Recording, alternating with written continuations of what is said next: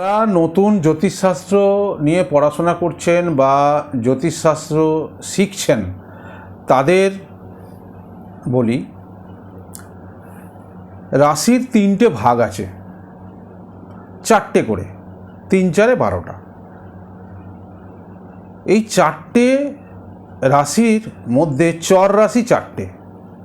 এই চর রাশি কথাটার মানে হচ্ছে চড়ে বেড়ানো, মানে মুভেবল, অর্থাৎ চলমান, অর্থাৎ এর অ্যাক্টিভিটি হচ্ছে চলমান, সবসময় মুভ করা। মেষ, কর্কট, তুলা, মকর, এই 4টে রাশি হলো চলমান রাশি, অর্থাৎ চর রাশি। এই চর রাশি 4টে কিন্তু ফিক্সড, পরিবর্তন হবে না। এই 4টে চর রাশির নাম মাথায় রাখবেন। এই 4টে চর রাশির নাম আপনি কিভাবে জানতে পারবেন? একটা বই রেকমেন্ড করছি, সেটা হচ্ছে দেবসূর্য পাবলিকেশন কর্তৃক প্রকাশিত এডিএন পদ্ধতিতে ভাগ্য বিচার প্রথম খণ্ড। এই বইটা 27 নম্বর পাতায় আপনারা পাবেন 4টে চর রাশির নাম।